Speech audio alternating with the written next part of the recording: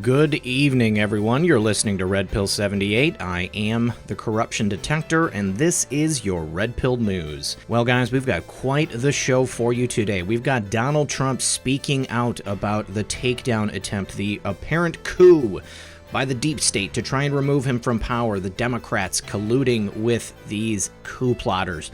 We've also got news on a meeting that President Trump walked out of after Nancy Pelosi made some inflammatory statements this morning. George Papadopoulos talking about transcripts, that perhaps the ones that Trey Gowdy has been speaking about in recent days. Also, we've got a timeline on the Declas about to hit the airwaves. And finally, we've also got some news on Spygate from Breitbart, as well as Nevada trying to pass a bill which would stop the president from being able to be elected.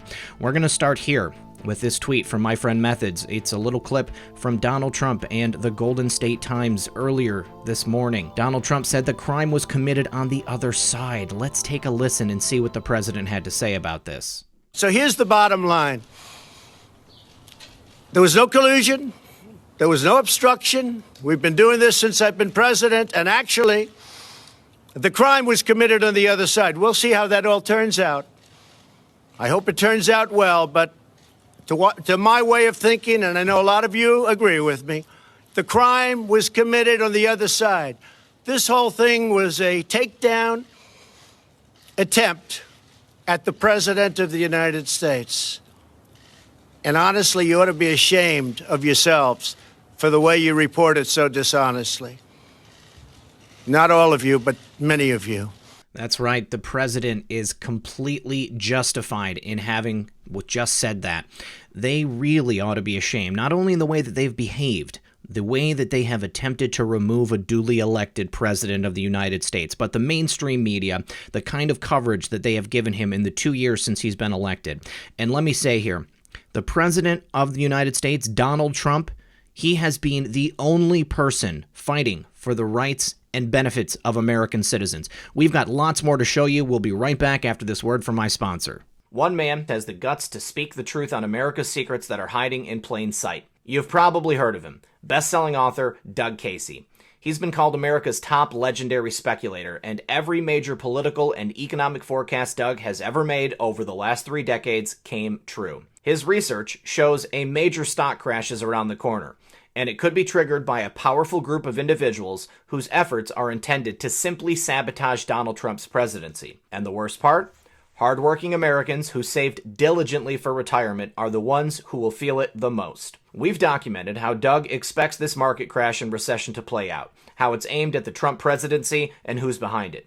And yes, what simple steps you should take now if you want to survive financially and live peacefully under the radar when it all goes down. To watch this free presentation, go to www.badnews2020.com and watch for free. Once again, that's www.badnews2020.com and listen to what Doug has to say. Well, thanks for sticking around. Last night, John Solomon came on the Hannity program, and Methods got this little clip here saying the president is going to add to the problems of the deep state when he declassifies these first documents in the next several days. I have confirmed that sometime in the next 7 to 8 days, the president will begin to declassify. Let's go ahead and take a listen to John Solomon on the Sean Hannity program. How big a problem is all of this conflict pretty much between every member of the deep state involved? Well, first, the president's going to add to the problems of the deep state when he declassifies these first documents in the next several days. I think the most important thing that has changed in the last few months. Yeah, it is a big detail. So we have similar sources, I'm getting.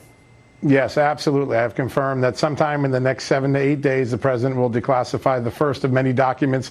This first one we used to call Bucket 5, the exculpatory statements that the FBI possessed about its targets before it went to the FISA court.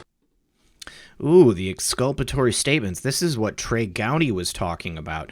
We're going to look at a clip from George Papadopoulos talking about those exculpatory statements in just a moment. But let's take a deeper look at what John Solomon said on some reporting from the Gateway Pundit. Right here from Jim Hoft, it says it's happening. Trump to start declassifying deep state documents, including Bucket 5, in the next 7 to 8 days. The Hill's John Solomon joined Sean Hannity on Tuesday night on his top-rated Fox News show, one of the better shows on the Fox News channel. Solomon told Hannity that according to his sources, President Trump will start declassifying documents in the next 7 to 8 days. And that includes the release of Bucket 5. That's coming first. These exculpatory statements that the FBI possessed about its targets before it went to the FISA court. This would prove the innocence of these people, but of course we know that they were not given to the plaintiffs, or excuse me, rather, they were not given to the defendants. Today, for the first time, Americans support investigating the FBI's conduct in the start of the Russia investigation. Sarah Carter then added that Bucket 5 includes transcripts and tapes of Papadopoulos and Carter Page saying there was no way the Trump campaign was working with Russia. The BO, FBI, and DOJ did not share that information with the FISA court. That probably would have ended up with them not getting those FISA warrants. Let's go ahead and take a listen to this additional clip from John Solomon and Sarah Carter. Wow. This is now 3-4 separate instances. They were warned directly. Yeah, and Sean, it is the first time that we know for sure that the FBI was in possession of a piece of intelligence from Christopher Steele that had been debunked before they went to the FISA court, meaning they weren't in the process of verifying it. They had debunked this. I can tell you on October 17, 2016, I went to the FBI and asked a question about the same intelligence. What is it? It was being peddled by everybody in the Clinton world that there were these computer pings going on between a Trump Tower server and an Alpha Bank server in Moscow, as a Russian bank. And the theory that the Clintons were peddling, including Christopher Steele at the State Department, then sent to the FBI, was this was a secret communication channel, some beacon where Donald Trump would know it was time to call Vladimir Putin and figure out how they were going to concoct hijacking the election. The FBI knocked this down in October. So they told me on October 17th, as well as other U.S. officials, it had been ruled out as credible intelligence. And yet 4 days later, they go, knowing that Christopher Steele was peddling it, they go to the FISA court and they represent that Christopher Steele is credible, his information is accurate. They have no derogatory information about that. This revelation tonight calls into question all of those representations before the court. Last point. It happened. Bruce Orr warned them in August of 2016. Now we got this issue, this conflict in testimony between Loretta Lynch and Comey. But Comey also signed the first warrant FISA application in October 2016 and then told Trump, then President-elect, January 2017, it's not verified. 3 months earlier, he swore that it was. Well, let me tell you about one important dynamic that's changed. Today at the Hill, we had a new poll out. For the first time, a majority of Americans support investigating the FBI's conduct in the start of the Russia investigation. That is a sea change in public sentiment, and I think it's a sign that the American public is on to the scam that was going on here. And it's also a sign of the great investigative work you, Sarah, Greg, the DeGenevas, I'm going to forget that, Jeanine Pirro, everybody.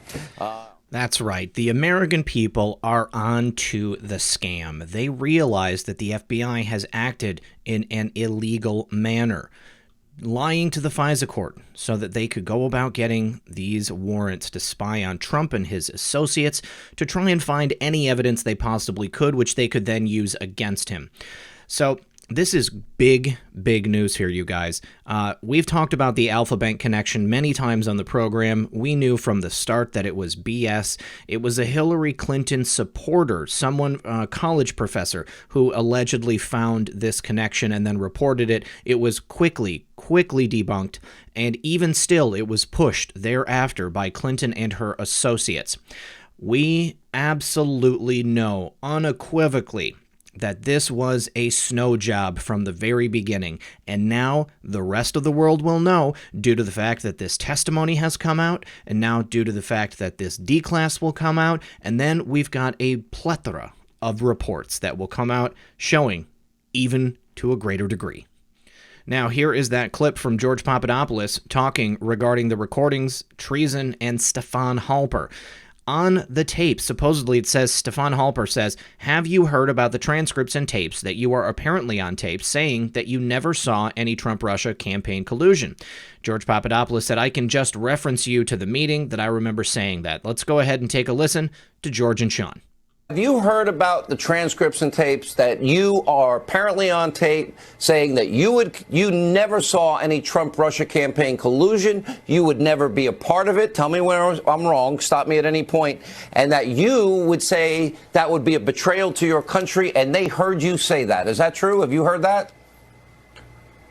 I could just reference you to the meeting that I remember saying that, and that was with Stefan Halper. And it's clear by now that we know that Stefan Halper was some sort of CIA operative with this Ozra Turk, who I think was also working with the CIA, not the FBI. And then clearly they were probably feeding the information later on to the FBI. But I do remember Stefan Halper pointedly asking me very strange questions. And I basically told him, what you're talking about is outrageous. Trump has nothing to do with the Russians. I have nothing to do with the Russians. And you because never I've never would. even met a Russian official in my life. Absolutely not. Actually, what I told him is what you're referencing is treason, and we have nothing to do with it. We love Mr. Trump loves America. I love America, and we have nothing to do with what you're talking about. George Papadopoulos is a patriot. I would love to have George Papadopoulos on the program and interview him about his experiences. Guys, I just realized I said Stefan Halper and not Sean Hannity. Big bad on my part. Sorry about that. But yeah, so George Papadopoulos from the very beginning on record saying that he would never collude with the Russians, that would be a betrayal to his country. Donald Trump would never collude with the Russians. Never. You know who would collude with the Russians? Hillary Clinton. Hillary Clinton and her ilk. People like her, Dianne Feinstein colluding with the Chinese. We've got Hunter and Joe Biden colluding with the Ukrainians. We've got all kinds of collusion all over the place. But you know who is not involved in collusion with any foreign nations? Donald Trump and his team. Donald Trump and his team are now in power in the United States, so it is up to them to speak with these other foreign nations and do business on behalf of the United States. But never at any time did they ever collude with the Russians or any other nation. And this is coming out. Now, you know who else knows it's coming out? John Brennan. He is acting like a nervous little girl. He lashed out at the president last night and AG Bill Barr in a late-night tweet. Former clown director John Brennan lashed out at President Trump and Attorney General Bill Barr on Tuesday evening. President Trump on Tuesday evening slammed Brennan for backpedaling on the Mueller probe and admitting perhaps he was given bad information. President Trump said, John Brennan on the Mueller probe. I don't know if I received bad information, but I think I suspected that there was more than there actually was. Wow. He admits he was wrong. Congress should go back to work on drug prices, etc. Yeah, that's right. Come on, Congress. Why don't you guys do some actual business? Take a lesson from Doug Collins yesterday. How many other things has Congress not addressed this in the last 2 years because they've been so obsessed with Russian collusion, which never happened? Brennan immediately responded to Trump on Tuesday evening. He must be worried. In a late-night tweet, Brennan accused Trump of fearing congressional action, impeachment, and said the president's dishonesty is appalling. John Brennan said, I subsequently learned from the Mueller report that there was a lot more evidence of collusion and obstruction of justice than was indicated in the misleading and highly politicized Barr memo. Your obvious fear of congressional action is warranted and your dishonesty is appalling. John Brennan looks like a gargoyle. A circular firing squad has formed between Brennan, Comey, and as Bill Barr and the U.S. Attorney John Durham uncover the truth about Spygate. Brennan is blaming Comey for pushing the phony dossier, and Comey is blaming Brennan for pushing the dossier to be used in the IC report. Attorney General Barr appointed Special Prosecutor John Durham to investigate the origins of Spygate, and it was recently revealed the probe is much broader than previously known. Barr and Durham are working closely with Clowns Director Gina Haspel, Director of National Intelligence Dan Coates, and FBI Director Christopher Wray on surveillance issues related to Trump's 2016 campaign. This, of course, suggests a broader interagency effort is underway, which is why former clown director John Brennan, whose fingerprints are all over Spygate, his greasy hands, is lashing out at Trump and Barr on Twitter and in media appearances. These people, these co-conspirators, they know that their time is almost up. As soon as this information comes out, D5, baby, avalanche of proof. Avalanche showing that they were the ones who put this all together. They're the ones who have been trying to entrap the president. They're the ones who have been lying to the American people. They are the ones who are guilty of treason. And you know what happens to people who are guilty of treason? I'll let you fill in the blank. Now, also from my friend Methods, Jim Jordan talking about Dems and how they're going to go about trying to impeach the president. He says there are secret memorandums of understanding, secret MOUs between the various chairmen and how they will coordinate their attack on the president, and that they've already started. I think that it's obvious based on the way they're behaving, and the behavior of Nancy Pelosi earlier today as an excellent example. Let's go ahead and take a listen to Jim Jordan and his take on these secret memorandums. Morning to you, Congressman. So what can you tell us about your Democratic colleagues in the House and their willingness to proceed with impeachment proceedings? Sandra, I think they've already started. They just won't formally declare it. There are secret memorandums of understanding, secret MOUs between the various chairmen on how they will coordinate their attack on the president. I mean, they're basically contracts. You're going to do this, we're going to do this, we're going to share certain information, a coordinated effort to take down the president. So I think they've already started. They just won't formally declare it. I think at some point they will probably do it. The American people know it's not justified. The American people know it's not going to succeed. But I don't think the Democrats can help themselves. Remember, after all, on the very first day of Congress, they introduced articles of impeachment. Congressman Blumenauer did. So I think they've been determined to get here. I think they've already started. They just haven't formally stated that that's what they're up to. I think Jim Jordan's right. I think that they have already started in anything but name only. They have begun. As soon as this Congress started, they brought in those articles of impeachment, and they are looking for absolutely anything that they can use. They are not going to be successful, you guys. They are going to spectacularly backfire on themselves and expose themselves to the American people for exactly who and what they are. It's becoming more and more obvious every day that this Congress is not interested in doing what's best for America. They are only interested in trying to get rid of President Trump. Why are they so obsessed with trying to get rid of this president? The only president to have done anything to help America in the time that I've been alive. The only president who has had the best interest of America and its people at heart. It's because they are not American. They are anti-American. They are working for their own financial interests, for their own sick gains. Keep an eye on these people, because this is not the last we're going to hear about impeachment. All right, guys, here is a very interesting proof here for you. If you'll remember, on April 29th, Joe M. had retweeted a decode of that Comey 5 jobs tweet, theorizing that there was a potential event that might take place in Grass Valley, Nevada. Patriots alerted authorities, and an upcoming event was canceled. So we have the original tweet here from Joe. He says, "Nothing better happened at Grass Valley Charter School during their Blue Marble Jubilee on May 11th, Jim." Now, the original tweet from Comey, 5 jobs I've had. Take a note of those capital letters. And then we've got the various jobs here: grocery store clerk, vocal soloist, chemist, strike replacement teacher, scab, FBI director, interrupted. So GVCSF, Grass Valley Charter School Foundation. So then on May 10th, Rolling Stone publishes an article attacking Joe and the movement for causing the event to be shut down. And Joe came under heavy attack on Twitter. Well, on the 19th, a police tip leads to a house in Grass Valley where some devices were allegedly being stockpiled for an attack. Now, Comey deleted the 5 jobs I've had tweet. Do you think this is a coincidence? Joe is now vindicated. Remember the Grass Valley School event that was canceled because deranged sea theorists saw something and then said something? Suck it, trolls. Very, very compelling information. Now, I had a lot of people reaching out to me on this, but they were very quick to cancel this event. So, that was it, basically. As soon as this came out, the event was canceled. And then there was nothing else to talk about.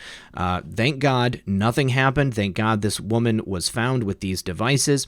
There was also a couple very close to this supposed event that was going to take place, and to this home where these things were found, that were murdered. And there is one suspect, I believe, in custody at this point. If we get any more information about that, we will let you know as soon as it comes out.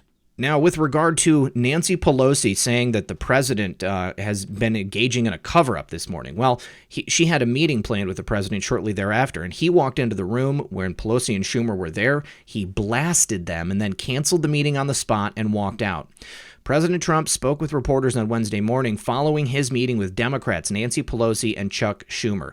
This was also after Pelosi had told reporters earlier that President Trump was involved in a cover-up. President Trump left the meetings and held an impromptu press conference with the liberal White House press corps. President Trump told reporters, "I don't do cover-ups." Trump again told reporters there was no collusion and no obstruction. According to the number 2 Democrat in the U.S. Senate, Dick Durbin, the president walked into the room with Pelosi and Schumer. He blasted them and then canceled the meeting on the spot and walked out. It was apparently a short meeting. Now, Durbin stated that Trump objected to the continued investigation of obstruction of justice. He said he cooperated and gave his side of the story, as we've heard before. I don't know where this leaves us as a nation. Well, Dick, it leaves us broken, because until you guys, the people in Congress who are obsessed with this fake Russia collusion narrative, decide to move on and decide to take care of the business of running the country, the business of taking care of the American people and the best interests of our country, we are going to remain broken. Good for President Trump on this. These people are wicked. I'm glad that he's standing up for himself. Another tweet here from Dick Durbin. He says, President Trump walked into the cabinet room and told the Democratic leaders he had invited to discuss infrastructure that the meeting was canceled. He objected to the ongoing congressional investigation of his alleged obstruction of justice. Already been proven there was no obstruction of justice. How can you obstruct something if there was no crime that was being investigated? You can't obstruct something that never happened. You can't obstruct an investigation into something that doesn't exist. So Dick Durbin, Nancy Pelosi, Chuck Schumer, all of these clowns in the Congress, in the Senate, they are the ones who are destroying America. It's not President Trump. It's not us MAGA folk. It is not anyone on the right side of the aisle. It is clearly these people right here, the collusion coup plotters. And breaking news from Breaking News Live. Mayday, mayday, mayday. Democracy matters. This is from senior officials in Westminster. In the UK Parliament, UK Prime Minister Theresa May to resign tonight following badly criticized handling of Brexit. Apparently, reports are coming from anonymous senior members of UK Parliament who says that others may also resign tonight together with Prime Minister May. He adds that David Lidington, Duke of Lancaster, will take over as acting Prime Minister, and note that these reports are yet to be confirmed. By tonight, we mean local UK time. Currently in the UK, it was 4:40 p.m. That was at 11:40 a.m. Eastern Time. Right now, it is approximately 3:30 U.S. Eastern Time. So, looks like Theresa May, by the time that this report comes out, she may have already resigned. I've done searches. I cannot find any other news reports to corroborate this. But keep an eye out, guys. By the time this comes out, Theresa May already be gone. Now, another tweet from my friend Methods leading to an article by Breitbart. Nothing to see here. Quote from the article, adding another layer of secrecy, the newspaper reported that when the closed cabinet sessions on Russia began in the White House Situation Room in August, the video feed from the main room was cut off during the meetings. Oh, geez, I wonder why they would cut off that feed so that maybe they couldn't hear them discussing the plot that they were putting together to remove a duly elected president. Let's take a look at this article from Breitbart. All right, so Spygate. The former administration cut Situation Room's video feed during meetings on Russia investigation. Comments made by Attorney General William Barr about extraordinary arrangements regarding the original handling of the Russia investigation may take on more significance in light of a previous report showing a high and unusual degree of compartmentalization in the former administration's intelligence community initial intel setup of the Russia probe. In an interview with Fox News that aired Friday, Barr commented that the intelligence community's early handling of the Russia investigation may raise questions. He noted it was first handled at a very senior level and then by a small group. The thing that's interesting about this is that this was handled by a very senior level of these departments. It wasn't handled in the ordinary way that investigations or counterintelligence activities are conducted. It was sort of an ad hoc small group. and most of these people are no longer with the clowns or the FBI or the other agencies involved. I think there's a misconception out there that we know a lot about what happened. The fact of the matter is Bob Mueller did not look at the government's activities. Deep inside a 7,700-plus word Washington Post article published on June 23, 2017, the newspaper detailed the highly compartmentalized nature of the original Russia interference investigation and the manner in which other U.S. intelligence agencies were deliberately kept in the dark. According to the newspaper, in the summer of 2016, Clown Director John Brennan convened a secret task force at Langley composed of several dozen analysts and officers from the Clowns, the NSA, and the FBI. The Post described the unit as so secretive it functioned as a sealed compartment, hidden even from the rest of the U.S. intelligence community, a unit whose workers were all made to sign additional non-disclosure forms. The unit reported to top officials, the newspaper documented. They worked exclusively for two groups of customers, officials said. The first was the former president and fewer than 14 senior government officials. The second was a team of operations specialists at the Clowns, NSA, and FBI who took direction from the task force on where to aim their subsequent efforts to collect more intelligence on Russia. The number of administration officials in the former presidential administration who were allowed access to the Russia intelligence was also highly limited, the Post reported. At first, only 4 senior officials were involved: Brennan, Director of National Intelligence James Clapper, Attorney General Loretta Lynch, and then FBI Director James Comey. Their aides were all barred from attending the initial meetings, the Post stated. Gradually, the circle widened to include Vice President Biden and others. Agendas sent to cabinet secretaries, including John F. Kerry at the State Department and Ashton B. Carter at the Pentagon, arrived in envelopes that subordinates were not supposed to open. Sometimes the agendas were withheld until participants had taken their seats in the Situation Room. Adding another layer of security, the newspaper reported that when the closed cabinet sessions on Russia began in the White House Situation Room in August, the video feed from the main room was cut off during the meetings.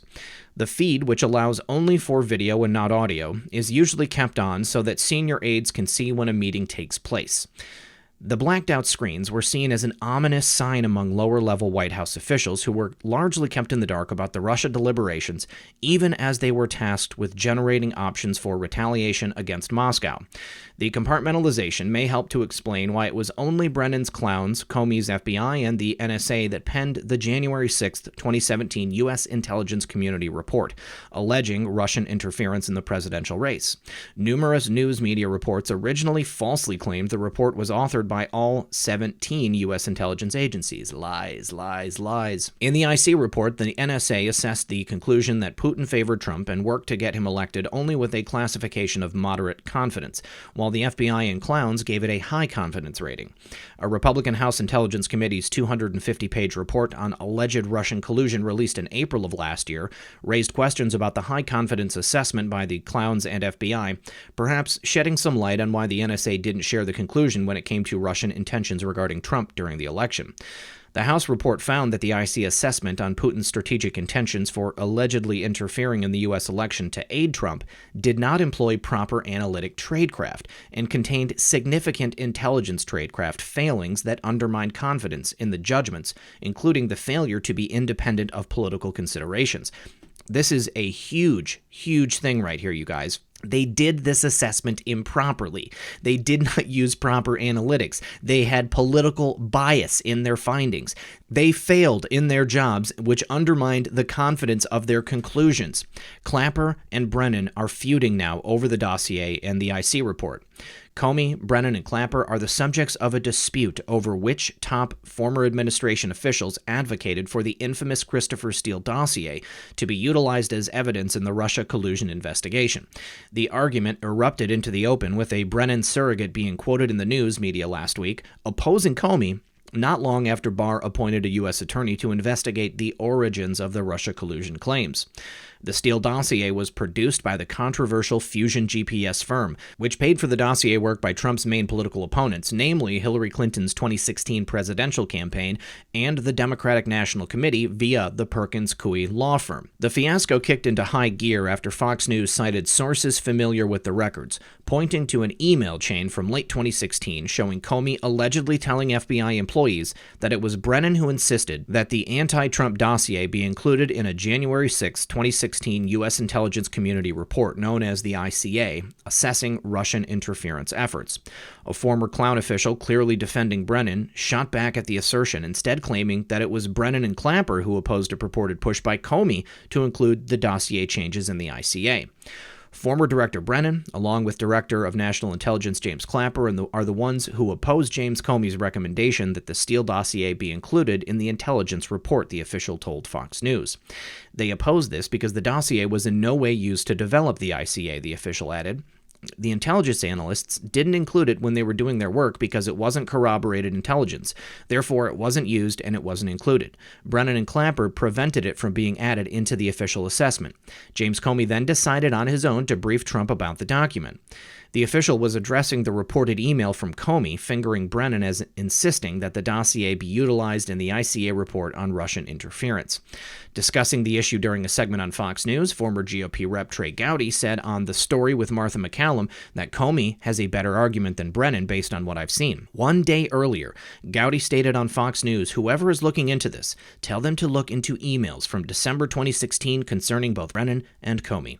Gowdy told Fox News, where he is now a contributor, that his comments on the matter were based on sensitive documents he reviewed while he served as chairman of the Republican-led House Oversight Committee. If anyone knows, Trey Gowdy knows. I sure hope John Durham is taking a look at those emails, and I bet you he is. I have no doubt. Contrary to the ex-Clown official's assertion that the dossier was not included in the intel community's ICA Russia report, there have been testimony and media statements involving key players saying that it was part of the overall assessment. Last December, Comey outright contradicted Brennan's own testimony that the anti-Trump dossier was, as Brennan put it, not in any way used as the basis for the intelligence community's assessment that Russia interfered in the 2016 presidential election. In testimony before the House Judiciary and Oversight and Government Reform Committees, Comey stated that material from the Steele dossier was indeed utilized in the IC report. Internally, the FBI referred to the dossier as Crown material. So, do you recall whether any, quote, Crown material or dossier material was included in the IC assessment? Gowdy asked Comey at the time. Yes, Comey replied. I'm going to be careful here because I'm talking about a document that's still classified. The unclassified thing we talked about earlier today, the first paragraph you can see of Exhibit A, is reflective of the fact that at least some of the material that Steele had collected was in the big thing called the Intelligence Community Assessment in an annex called Annex A. Annex A in the report was titled Russia. Kremlin's TV seeks to influence politics, fuel discontent in the U.S. The annex, like the rest of the report, contains the following disclaimer. This report is a declassified version of a highly classified document. Its conclusions are identical to those in the highly classified assessment, but this version does not include the full supporting information on key elements of the influence campaign. Comey went on to describe a conversation that he had with Brennan about how to include the dossier material in the IC assessment. Gowdy states, do you recall the specific conversation on back and forth with then-Director Brennan on whether or not the material should be included in the IC assessment? Comey says, yes, I remember that conversation. Let me think about it for a second. I remember there was conversation about what form its presentation should take in the overarching document. That is, should it be an annex? Should it be in the body? That the intelligence community broadly found its source credible? And that it was corroborative of the central thesis of the intelligence community assessment. And the discussion was, should we put it in the body or put it in an attachment? I'm hesitating here because I don't remember whether I had that conversation. I had that conversation with John Brennan, but I remember that there was conversation about how it should be treated. Comey's descriptions are at direct odds with the statement Brennan made during May 2017 testimony before the House Intelligence Committee, in which Brennan claimed the dossier was not in any way used as the basis for the intelligence community's assessment on alleged Russian interference. Brennan repeated that claim during numerous news media interviews. Comey is not the only former top official involved in the IC report to say that the dossier played a role in the report's conclusions. As RealClearPolitics.com documents, former NSA Director Rogers wrote in a classified letter that the dossier played a role in the IC's assessment, and a dossier summary was included in an initial draft appendix. In a March 5, 2018 letter to House Intelligence Committee Chairman Devin Nunes, Admiral Rogers informed the committee that a two-page summary of the dossier, described as the Christopher Steele information, was added as an appendix to the ICA draft, and that consideration of that appendix was part of the overall ICA review and approval process. Meanwhile, Clapper, who served as Director of National Intelligence under the former administration, conceded during a previous CNN interview that the IC assessment was able to corroborate some of the substantive content of the dossier, implying that the dossier itself was a factor. I think with respect to the dossier itself, the key thing is it doesn't matter who paid for it, Clapper said. It's what the dossier said and the extent to which it's corroborated or not. We had some concerns about it from the standpoint of its sourcing, which we couldn't corroborate. But at the same time, some of the substantive content, not all of it, but some of the substantive content of the dossier, we were able to corroborate in our intelligence community assessment, which from other sources in which we had very high confidence to it, he added. It was Clapper's agency that released the intelligence community report. And we all know now that the elements of the dossier, the substantive elements of the dossier, were in fact not corroborated. They were all BS, all lies. The things in that dossier were specifically designed to destroy and hurt the President of the United States and then candidate Donald Trump. It does matter who it was paid for, because it matters what their motivations were in getting that dossier put together. And it was paid for by Hillary Clinton and her campaign. It was funneled through Pkwy and put together by Fusion GPS and Christopher Steele. Now, we know from yesterday's report that perhaps Joseph Mifsud, could also be an employee of Fusion GPS, which would mean that there is another direct link showing Hillary Clinton and her campaign and the DNC and Pkwy, the law office for many prominent Democrats, that there was a concerted effort to try to entrap the president and his team and paint them as treasonous Russia colluders and many, many other terrible things. But none of it's true. All of these people have been discredited. The dossier was never verified. They lied to the FISA court, and now the gallows call. Now, finally, in an effort to make sure that President Trump cannot be reelected, Nevada has passed a bill to give the state's electoral college votes to national popular vote winner. The Communist Democrats are waging a war on the Electoral College as part of their efforts to erode the U.S. Constitution and ultimately leave federal elections in the hands of the elite coasts, California and New York. The Nevada Senate on Tuesday passed a bill that would give the state's Electoral College votes to the candidate who wins the popular vote. The bill passed on a party line vote of 12-8, and the legislation was sent to Democrat Governor Steve Sisolak to be signed. If the governor signs the bill, Nevada will join the 14 other states along with the District of Columbia, 3 electoral college votes there, to join the National Popular Vote Interstate Compact. Here are the other states that have signed the National Popular Vote into law. That would be Connecticut, Hawaii, Illinois, Maryland, Massachusetts, New Jersey, Washington, Vermont, California, Rhode Island, New York, Colorado, Delaware, New Mexico. The only way for this joint agreement to go into effect would be if enough states pass legislature to total the number of electoral votes to win a presidency, 270 electoral college votes, and Nevada will bring the National Popular Vote Interstate Compact to 195. Our founding fathers wanted to give a voice to middle America and less densely populated states, so they came up with the best system to represent America, the Electoral College. The Democrats hate middle America. They want illegal aliens, California, and the cosmopolitan liberal elitists in New York to choose every U.S. president going forward. Donald Trump won the 2016 election with 304 electoral votes compared to 227 for Hillary Clinton. The media loves to brag that Hillary won the popular illegal alien vote, but the 2016 election showed the genius of the Electoral College because it filtered out the massive amounts of voter fraud and gave a voice to middle America. This is extremely distressing news here, guys. They are getting closer and closer to destroying the Electoral College. Now, let's take a look at these states again. So we've got California and we've got New York already in there. All right. It looks to me like the rest of the states are probably not going to be passing this, but 195 electoral college votes is dangerously close to overturning what our forefathers put into place. I think that perhaps this is something that needs to be taken up at the federal level. We have had this system in place since we became a nation. We cannot allow it to be overturned by these Democrats and these illegal voters.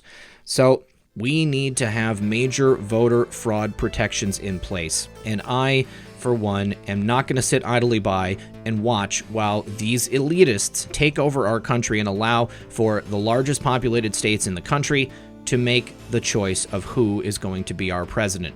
We must stand up. We must talk about this. And if something like this is happening in your state, please get involved. Join the campaign to turn it down. Make sure that people know how bad this is for America and how important the Electoral College is to the safety and security of our nation. All right, guys. Well, that's all I have for you today. I want to thank everyone for joining me. As always, this has been Red Pill 78. I am the corruption detector, and this was your Red Pill News. Good luck, everyone, and God bless.